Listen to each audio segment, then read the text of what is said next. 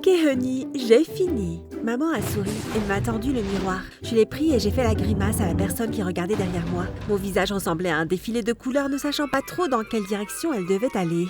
À ce stade, c'était comme regarder une personne totalement différente. Maman était une excellente maquilleuse de prothèses, mais quand il s'agissait de maquillage normal, elle était nulle. Merci maman. Je lui ai fait un faux sourire et j'ai pris mon livre pour l'école. N'oublie pas, les garçons ne veulent qu'une seule chose de toi et être une fillette est mieux que d'être une belle fille, a crié maman quand je suis sortie par la porte d'entrée. Bonjour, je m'appelle Tammy. Ne continuez pas à regarder cette vidéo avant d'avoir aimé cette vidéo et de vous être abonné à notre chaîne. Oh oui, appuyez aussi sur la cloche de notification pour savoir quand d'autres histoires incroyables seront publiées. Geneviève, ma meilleure amie, s'est moquée de moi quand je l'ai abordée à la porte de l'école. Alors, ta mère, ça recommence. Pourquoi ne pas simplement te laver et te remaquiller avant de quitter l'école? Jen m'a regardée et a remué les sourcils de manière ludique. Mais tu ne te souviens pas de la fois où je l'ai lavé? Ouais, et ta mère t'a puni pendant une semaine. La même semaine où nous devions aller voir les Jonas Brothers. Et n'oublions pas la menace de faire l'école à la maison et de ne plus jamais voir la lumière du jour si jamais j'enlevais cette hideux maquillage qu'elle a peint sur mon visage. On se retrouve à la cafétéria pour déjeuner?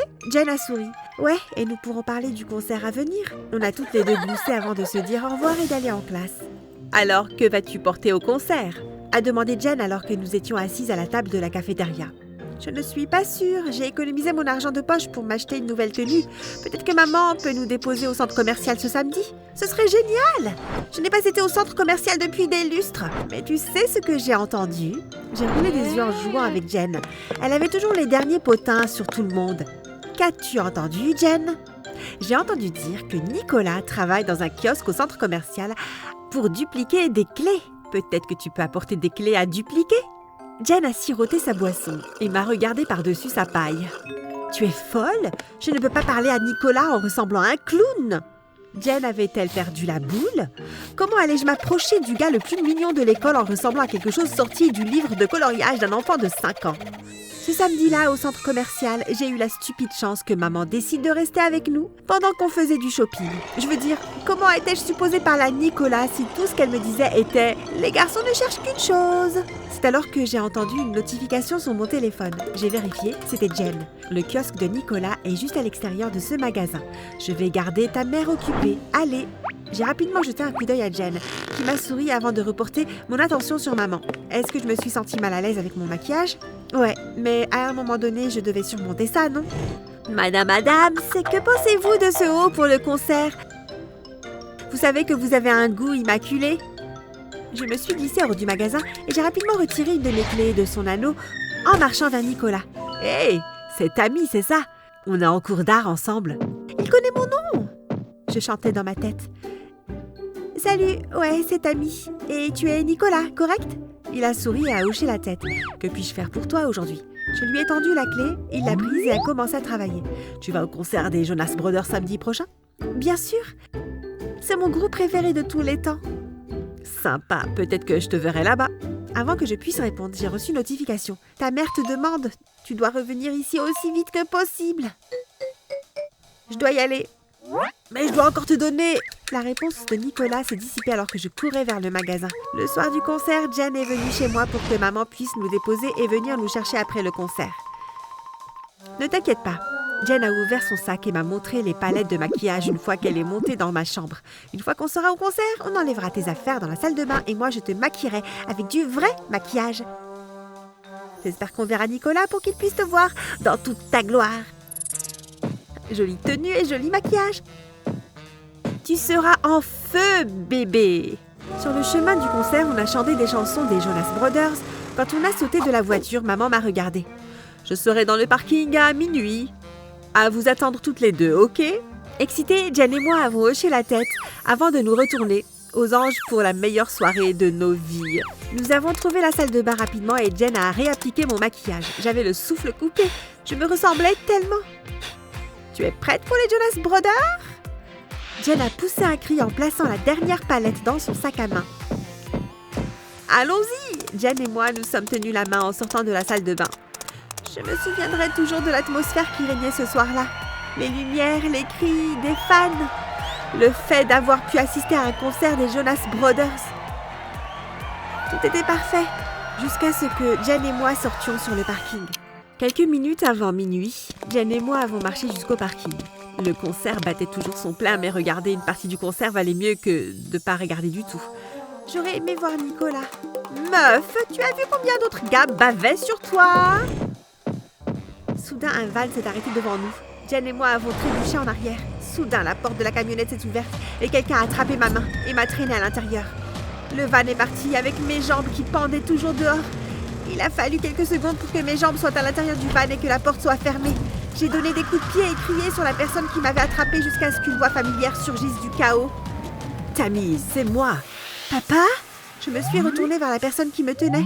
Donc tu ne pouvais pas envoyer une carte postale ou un message texte comme les pères normaux? Tu as besoin de me kidnapper? Je suis désolée, Tammy, mais ça devait se passer comme ça. Une ligne d'inquiétude se dessinait sur le front de papa. Ce que je vais te dire, tu ne dois le dire à personne, pas même à Jen. J'ai hoché la tête et je l'ai regardé en retenant mon souffle. Je suis un agent secret et j'ai désespérément besoin de ton aide. J'ai entendu parler de ce concert et je sais que c'est ton groupe préféré. Je suis juste content d'avoir pu te repérer. C'est là que j'ai réalisé. C'est pour ça que maman m'avait couverte d'un affreux maquillage. Ce n'était pas pour repousser les garçons, c'était pour me déguiser.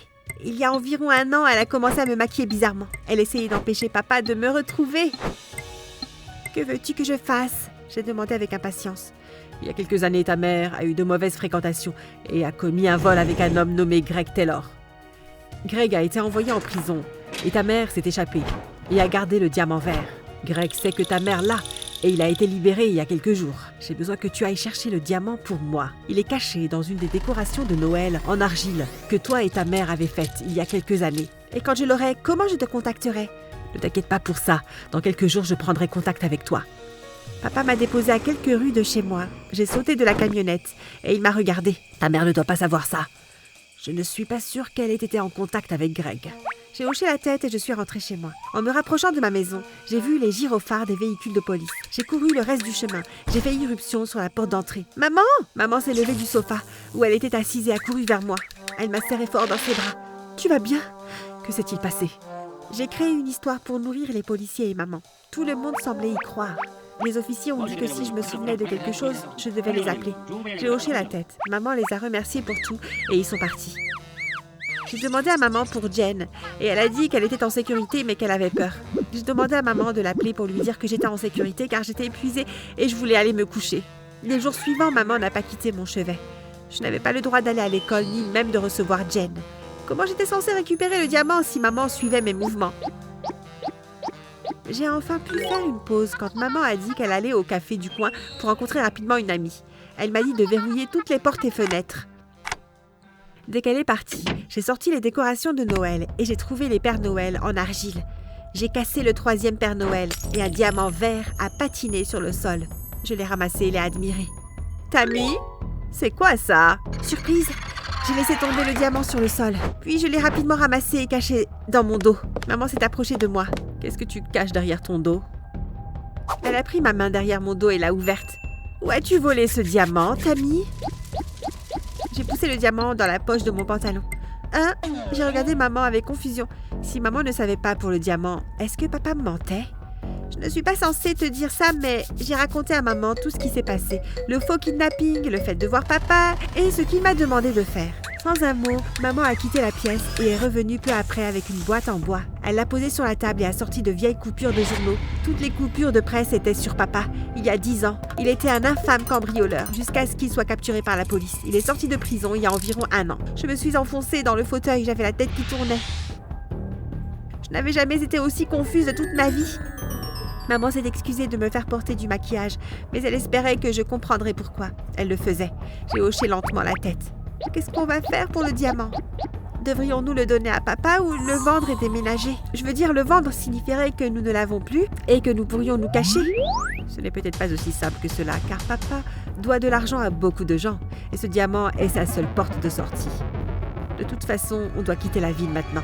Si papa ne nous trouve pas, un de ces hommes de main qui pense qu'on a le diamant le fera. Maman et moi nous sommes précipités dans nos chambres pour faire nos bagages. J'ai rapidement fait mes valises, ne prenant que les choses dont j'avais besoin. J'ai quitté ma chambre pour voir si maman avait besoin d'aide. Sa porte était légèrement ouverte. J'étais sur le point de frapper quand j'ai réalisé que maman n'était pas celle que je croyais. Après 10 ans, j'ai enfin trouvé où Scott a caché ce stupide diamant. Je vous retrouve dans 2 heures environ. Maman m'a menti? Était-elle le vrai cambrioleur? J'étais sur le point de m'éclipser quand mon téléphone a sonné bruyamment. C'était un numéro inconnu. Maman s'est retournée, m'a jeté un regard furieux. J'ai couru vers ma chambre pour verrouiller la porte et la barricader rapidement. Allô? J'ai halté. Salut Tammy, c'est papa. Papa, je suis désolée. Maman sait et elle essaye de m'atteindre. Je suis coincée dans ma chambre. Le téléphone est mort. Maman a déverrouillé ma porte et elle l'a poussée. Si je ne faisais pas quelque chose rapidement, je serais à la merci de maman. Mon seul moyen de sortir était de grimper à l'arbre qui était devant ma fenêtre. J'ai rapidement poussé mon téléphone dans ma poche, ouvert ma fenêtre et grimpé dans l'arbre. En descendant de l'arbre, j'ai entendu un craquement assourdissant sous mes pieds avant de m'écraser au sol. Aïe! J'ai pleuré en frottant ma cheville. J'ai essayé de me lever, mais je ne pouvais pas mettre de poids sur ma cheville. La peur m'a saisie quand j'ai vu maman sortir de la maison. Elle m'a attrapée par les mains et m'a tirée vers l'intérieur de la maison. Elle m'a attachée à l'une des chaises de la cuisine avant de passer un coup de fil pour dire à la personne que les plans avaient changé et qu'elle devait la rencontrer à la maison maintenant. Après tout ce que j'ai fait pour toi, c'est comme ça que tu me traites. J'ai tout appris à ton père. Mais il est devenu gourmand. Il a caché un des diamants, donc je devais faire quelque chose. J'ai organisé son dernier vol pour qu'il soit attrapé. Grâce à toi, j'ai maintenant ce diamant. Maintenant, je réalise que mes 2 parents étaient des cambrioleurs. Je suis ta fille. Comment peux-tu me traiter comme ça? Maman a gloussé et s'est penchée sur la chaise, le visage se touchant presque.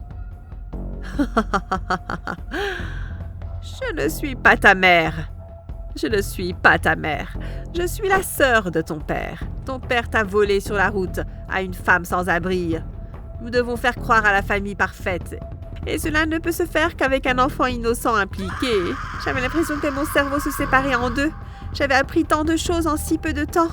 À ce moment-là, quelqu'un a enfoncé la porte de la cuisine et est entré. C'était papa et la police. J'ai soupiré, soulagée. Cette journée était enfin terminée. Ma mère a été rapidement maîtrisée et transportée par les officiers. Papa m'a détachée et m'a emmenée à l'hôpital. En allant chez papa, j'ai dit à papa tout ce que maman avait dit, sauf qu'il m'avait enlevée à la SDF. Je veux dire, est-ce que tu diras à ton père que tu as découvert ce qu'il a fait? Je veux dire, c'est le seul père que je connaisse et cette vie était mieux que de vivre dans la rue. Il a admis que tout était vrai. Il voulait abandonner la vie de criminel, mais il savait qu'avec sa sœur, toujours en fuite, il ne pourrait jamais avoir la vie qu'il voulait. Il a dit qu'il voulait un nouveau départ et que même s'il ne pouvait pas me rendre les 10 années qu'il avait manquées dans ma vie, il était prêt à essayer de se rattraper. J'ai sorti le diamant de ma poche et l'ai tendu à papa. Il m'a pris dans ses bras et m'a promis que les choses seraient différentes à partir de maintenant. Papa m'a aidé à aller dans ma chambre et m'a dit que si j'avais besoin de quelque chose, il fallait le lui dire. J'ai souri et il a fermé la porte derrière lui. Ok, l'heure des confessions. En fait, j'ai trouvé 2 diamants. Quelqu'un a oublié combien de diamants ils ont cachés. J'en ai donné un à papa et j'ai toujours l'autre. Garderiez-vous l'autre diamant ou l'abandonneriez-vous aussi? Laissez vos commentaires ci-dessous.